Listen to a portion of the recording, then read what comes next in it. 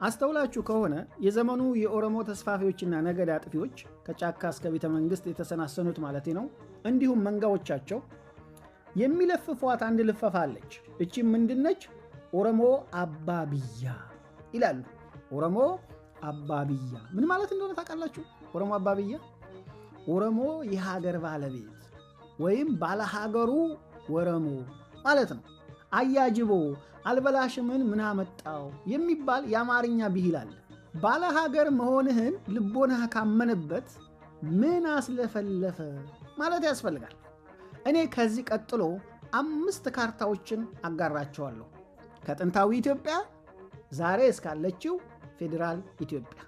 በእነኚህ በማጋራቸው ካርታዎች ሁሉም የኢትዮጵያ ብሔርና ብሔረሰቦች ዛሬ የተስፋፊውና የነገድ አጥፊው የኦሮሞ ኃይል ሰለባ የሆናችሁ ኦሮሞ የቱ ጋ ነው ያለው ብላችሁ በአስተውሎት እንድትከታተሉ ነው። ለትምክህተኛ የኦሮሞ ኃይሎችም ያለኝ መልእክት ቦሩ ሀራ ኦሮሞ ኤሰጅራ፣ ዛሬና ትላንት በኢትዮጵያ ካርታዎች ውስጥ ኦሮሞ የቱ ጋ ነው ያለው ብላችሁ እንድትጠይቁ። በዚህ ዝግጅት የማጋራቸው ካርታዎች በሞላ ሌየርስ ኦፍ ታይም ኤ ሂስትሪ ኦፍ ኢትዮጵያ ከሚለው የፖል ሄንዝ መጽሐፍ የተወሰዱ ናቸው። መልካም፣ ከጥንታዊ የኢትዮጵያ ካርታ እንጀምር። እንግዲህ እዚህ ጋር ጥንታዊ ኢትዮጵያን በጊዜ ገደብ አላስቀመጠውም፣ ግን ከሞላ ጎደል ጥንታዊ ኢትዮጵያ የሚባለው ከዳህማት ስልጣኔ እስከ የአክሱማውያን ስልጣኔ መዳከም ማለትም እስከ 7ኛው ክፍለ ዘመን ያለው ጊዜ ነው። ከሰሜን ብንጀምር ቀይ ባህር አለ፣ የዳህላክ ደሴቶች እዚህ ጋር አሉ፣ አዶሊስ አለ፣ አክሱም አለ፣ ማታራ የሚባል ቦታ አለ፣ ነጋሽ አለ፣ ሰሜን ማውንቴንስ አለ። እዚህ ጋር ሃዳር ብሎታል። ሃዳር እንግዲህ አፋር ለማለት ይሁን አላውቅም።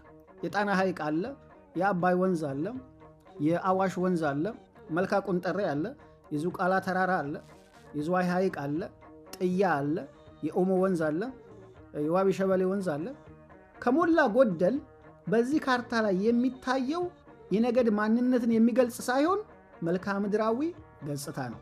ቀጣይ ማን ነው? ሜዲቫል ኢትዮጵያ ወይም የመካከለኛው ዘመን ኢትዮጵያ ማለት ነው። ይህንንም በጊዜ ገደብ አላስቀመጠውም። ከሞላ ጎደል ግን የመካከለኛው ዘመን ኢትዮጵያ የሚባለው የአክሱማውያን ስልጣኔ መዳከም ከጀመረበት እስከ የጎንደሪያን ኢራ ወይም የጎንደሮች ዘመን እስከጀመረበት፣ ይህ ማለት ከ7ኛው ክፍለ ዘመን እስከ 17ኛው ክፍለ ዘመን ማለት ነው። ይህንን የመካከለኛው ዘመን ኢትዮጵያ ካርታ ለማጤን ከሰሜን እንጀምር።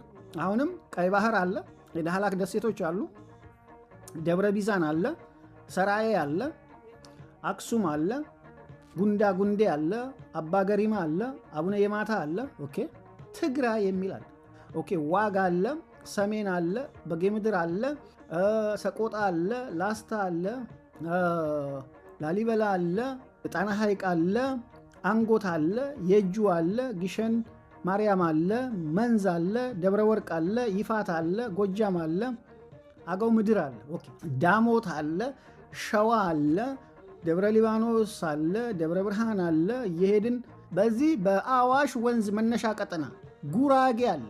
እየወረድን ስንሄድ ሌላ ማን ነው? ሃዲያ፣ የዝዋይ ሐይቅ አለ፣ ደዋሮ አለ፣ ወጅ አለ፣ አዳር አለ፣ ባሊ አለ፣ ዋቢ ሸበሌ አለ። ስለዚህ ከሞላ ጎደል እዚህ ካርታ ላይ አብዛኞቹ የቦታ ስሞች ናቸው፣ የመልክዓ ምድር ገጽታ ናቸው።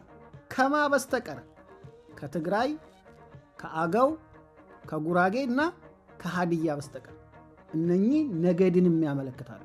ይህ ማለት እኮ በዚህ ቀጠና አማራ የሚባል ብሔር የለም ማለት አይደለም። ትግሬ የሚባል ብሔር የለም ማለት አይደለም። ኦሮሞ ወይም ጋላ የሚባል ብሔር የለም ማለት አይደለም። ግን ግዛትንም ነገድንም የሚያመለክቱት እነኚህ 4 ብቻ ናቸው። ትግራይ፣ አገው፣ ጉራጌ፣ ሃዲያ። ሜዲቫል ኢትዮጵያ ከ7ኛው ክፍለ ዘመን እስከ 17ኛው ክፍለ ዘመን። መልካም፣ ቀጣይ ማን ነው? ሞደርን ኢትዮጵያ፣ ዘመናዊ ኢትዮጵያ። እንደ ፕሮፌሰር ባህሩ ዘውዴ ዘመናዊ ኢትዮጵያ ጀመረ የሚባለው ከ1855 ጀምሮ ነው። አንዳንዶች እንደሚሉት ግን ዘመናዊ ኢትዮጵያ የሚባለው ሚኒሊክ የሸዋ ንጉሥ ከሆነ በኋላና ወደ ደቡባዊ ኢትዮጵያ መስፋፋት ከጀመረበት። ይህ ማለት እንግዲህ ሚኒሊክ ወደ ደቡባዊ ኢትዮጵያ ብሎ የተስፋፋው ወደ ጉራጌ ምድር ነው። ክስታኔዎችን በ1875 አስገበራቸው። ስልጤንና 7 ቤት ጉራጌን ግን እስከ 1889 ማስገበር አልቻለም። ከባድ ጦርነት ነበር። ይህም ተባለ ያ በቴዎድሮስም የሚጀመር በሚኒሊክ የዘመናዊ ኢትዮጵያ ካርታ እስከ የሁለተኛው የጣሊያን ጦርነት ድረስ የዘለቀው ይህንን ይመስላል። ከሰሜን ብንጀምር አሁንም ቀይ ባህር አለ፣ የዳህላክ ደሴቶች አሉ፣ ቦጎስ አለ፣ ሐማሴን አለ፣ ትግራይ ይላል። ትግራይ አሁንም ግዛትም ነገድም ያመለክታል።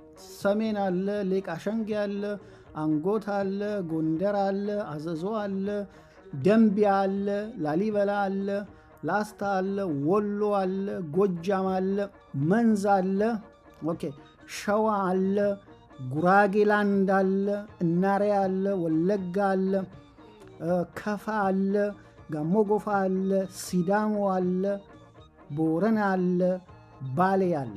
በዚህ ካርታ ላይ ግን ነገድን የሚያመለክቱ ብዙ ቦታዎች አሉ። እንደነገርኳችሁ ያው ትግራይ የሚል ካለ ትግራይ አለ። እዚህ ጋር ስትመጡ የጁ አለ። የጁ ካለ ወራሪ የኦሮሞ ጎሳ አለ ማለት ነው። ወሎ ካለ ወራሪ የኦሮሞ ጎሳ አለ። ሌላ እየወረድን ስንመጣ ጉራጌላንድ አለ ወይም የጉራጌ ግዛት ነገድንም ምድርንም ያመለክታል። ከፋ አለ ነገድንም ግዛትንም ያመለክታል፣ በጣም ሰፊ ነው። ጋሞ ጎፋ አለ ነገድንም ግዛትንም ያመለክታል፣ ጋሞ። ሲዳሞ አለ ሰፊ ግዛት ነው፣ ግዛትንም ነገድንም ያመለክታል። ዊዝን ሲዳሞ ግዛት ደግሞ ቦረና አለ። ቦረና ካለ ኦሮሞ ወይም ጋላ የሚባል እንዳለ እንውሰድ። ባሌ አለ ወይም ድሮ ባሊ የሚባለው ይሄም ግዛትን ነው እንጂ ነገድን አያመለክትም። ኦጋዴን አለ፣ ይህንንም ግዛትን ነው የሚያመለክተው፣ ግን ባይ ዲፎልት ሶማሌ የሚባል ነገድ አለ ብለን እናስብ። ከሞላ ጎደል ግን የዘመናዊ የኢትዮጵያ ካርታ ይህንን ይመስላል። በጣም ልታስተውሉት የምፈልገው ሲዳሞ ግዛትን፣ ጋሞ ጎፋ ግዛትን፣ ጉራጌ ግዛትን፣ ከፋ ግዛትን ነው። ምክንያቱም እነኚህ የጠራቸው በሙሉ የነገድ ማንነትንም መልክዓ ምድራዊ ገጽታንም ስለሚገልጹ ነው። እሱን በደንብ ያዙልኝ። አባብያ የሚለውን የኦሮሞዎች ተረት ውሃ ስለሚቸልስበት ነው። ኦሮሞን ከዛች ቦረና ከምትባለው አንድ ትንሽ ቦታ ሰፍቶ አሁን ትልቁን የኢትዮጵያ መሬት የያዘ ኃይል እንዲሆን ያበቃው